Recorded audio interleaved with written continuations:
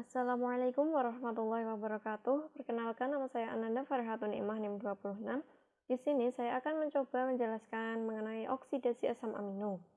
Oksidasi yaitu proses salah satu dari perubahan yang terjadi pada asam amino, terutama setelah gugus aminonya dihilangkan terlebih dahulu. Untuk proses yang pertama yaitu ada katabolisme asam amino. Asam amino yang berasal dari makanan atau protein intraseluler ini akan dilepas atau dipecah menjadi dua senyawa, yaitu senyawa karbon dan senyawa NH4. Nah, senyawa karbon yang selanjutnya disebut dengan alfa ketoasid ini nanti akan masuk ke siklus asam sitrat untuk menghasilkan energi atau bisa dikonversi menjadi glukosa. Nah, kemudian senyawa NH4 ini akan digunakan untuk biosintesis kembali asam amino. Kemudian untuk sintesis nukleotida dan juga untuk sintesis senyawa-senyawa amin lainnya. Nah, kelebihan asam amino ini nanti akan dirubah menjadi karbamoil fosfat. Nah, selanjutnya karbamoil fosfat ini akan masuk ke siklus urea. Nah, untuk dirubah menjadi urea dan dikeluarkan melalui urin. Pada prinsipnya, asam-asam amino ini tidak dapat disimpan oleh tubuh, sehingga apabila jumlah asam amino ini berlebihan atau terjadi kekurangan sumber energi lain seperti karbohidrat atau protein, maka tubuh akan menggunakan asam amino sebagai sumber energi. Untuk asam amino sendiri memerlukan pelepasan gugus amin. Gugus amin ini kemudian dibuang karena bersifat toksik bagi tubuh. Apabila jumlah protein terus meningkat, maka protein sel akan dipecah menjadi asam amino yang kemudian dijadikan energi. Namun, jika energi sudah cukup, maka asam amino akan dikonversi atau disimpan dalam bentuk lemak. Nah, pada proses katabolisme asam amino itu sendiri terjadi di dalam hati melalui dua tahap, yaitu transaminasi dan deaminasi. Transaminasi merupakan proses perubahan satu asam amino menjadi jenis asam amino lain. Nah, proses transaminasi ini didahului oleh perubahan asam amino menjadi bentuk asam keto. Sebagai contoh, di sini ada asam amino alanin. Nah, asam amino alanin akan digabung dengan alfa ketoglutarat. Nah, selanjutnya akan diubah menjadi pirufat dan asam amino glutamat. Jadi yang awalnya alanin ini dirubah menjadi glutamat. Nah, selanjutnya glutamat nanti akan masuk ke tahap selanjutnya. Nah, kemudian pirufat sendiri ini nanti akan masuk ke siklus asam sitrat. Untuk proses yang kedua yaitu ada deaminasi oksidatif. Merupakan proses pemecahan atau hidrolisis asam amino menjadi asam keto dan amonia atau NH4. Jika teman-teman masih ingat, struktur asam amino itu ada gugus amin, kemudian ada rantai samping, dan gugus karboksil. Nah, gugus amin ini akan dirubah menjadi amonia. Kemudian rantai samping dan gugus karboksil ini akan menjadi asam keto. Pada tahap deaminasi ini terdapat dua senyawa penting, yaitu senyawa non-nitrogen dan senyawa nitrogen. Untuk senyawa non-nitrogen ini adalah senyawa yang mengandung gugus C, H, dan O, atau yang tadi disebut dengan asam keto. Nah, selanjutnya asam keto ini dirubah menjadi asetil-CoA untuk digunakan sebagai sumber energi melalui siklus Krebs atau asam sitrat, atau bisa juga disimpan dalam bentuk glikogen. Sedangkan senyawa nitrogen ini akan dikonversi menjadi urea, kemudian dikeluarkan melalui urin. Nah, ini adalah proses deaminasi. Jadi, asam amino yang setelah mengalami deaminasi, yaitu penghilangan gugus amin, ini akan dilepaskan amonianya. Jadi, amonia yang dilepaskan akan dirubah menjadi urea dan dibuang melalui urin. Nah, selanjutnya senyawa CHO yang berasal dari rantai samping dan gugus karboksil ini akan dirubah menjadi asetil koenzim A. Nah, selanjutnya asetil koenzim A ini yang nanti masuk ke siklus asam sitrat. Nah, kemudian yang berikutnya yaitu pembentukan asetil koenzim A.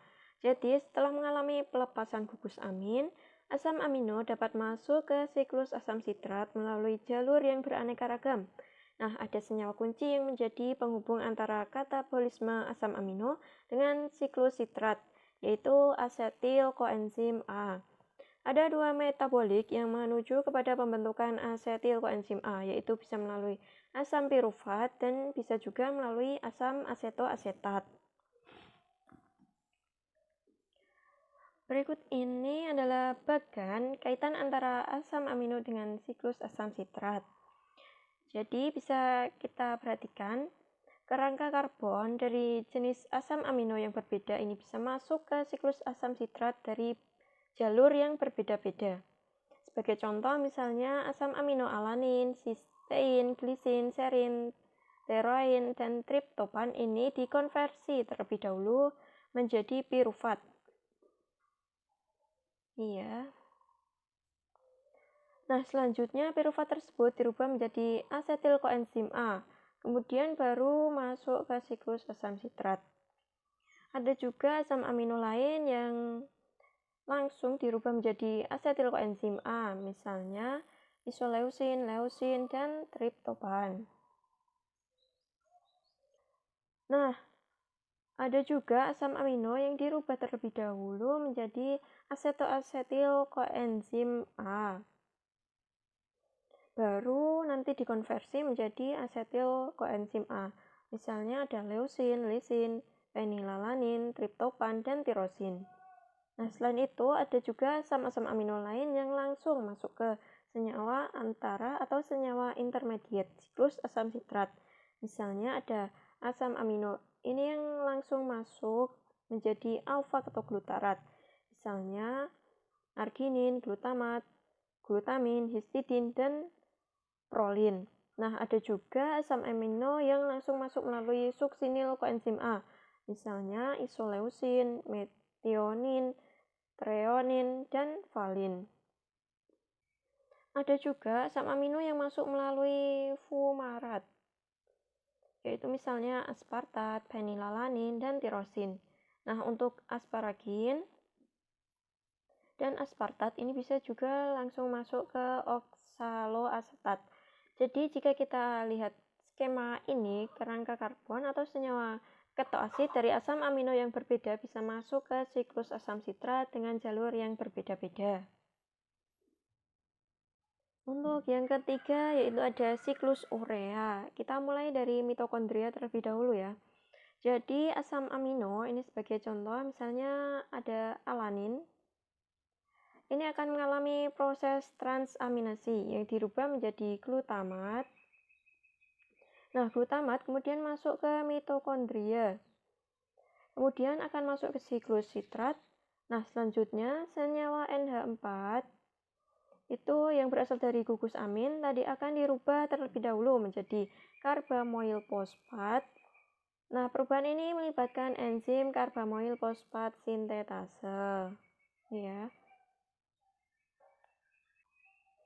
Nah, selanjutnya ornitin ini akan masuk ke sitoplasma ke dalam matriks mitokondria. Dan nanti ornitin itu akan mengenali adanya senyawa karbamoil fosfat.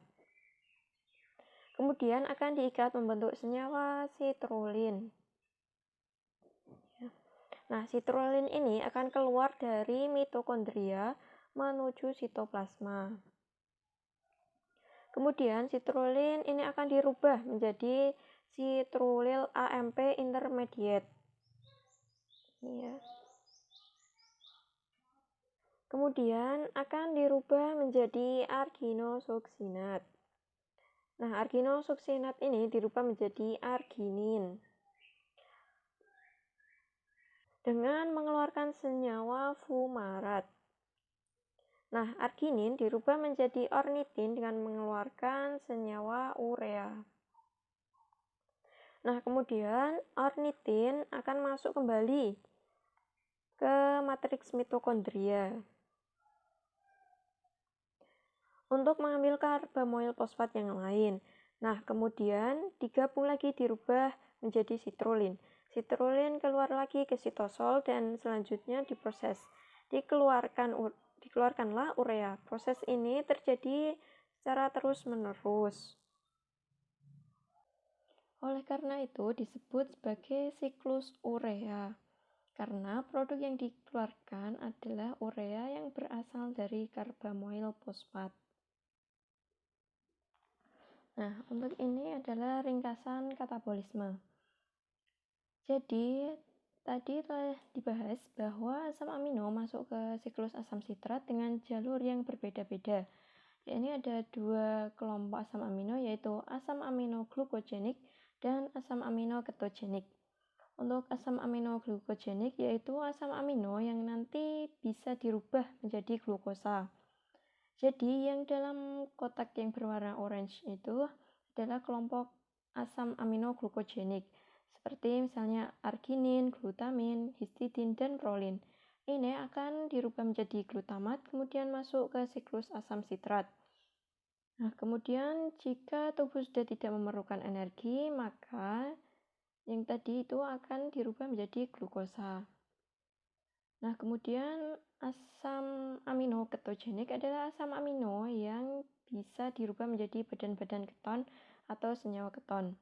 Misalnya leusin, lisin, penilalanin, triptopan, dan tirosin yang akan dirubah menjadi asetoasetil koenzim A yang kemudian bisa dikonversi menjadi senyawa-senyawa keton. Demikian juga isoleusin, leusin, treonin, dan triptopan akan dirubah menjadi asetil koenzim A. Nah, asetil koenzim A bisa masuk ke siklus asam sitrat atau bisa juga dirubah menjadi senyawa-senyawa keton. Oleh karena itu disebut asam amino ketogenik. Demikian yang dapat saya sampaikan. Untuk materi selanjutnya akan dilanjutkan oleh pemateri berikutnya. Wassalamualaikum warahmatullahi wabarakatuh.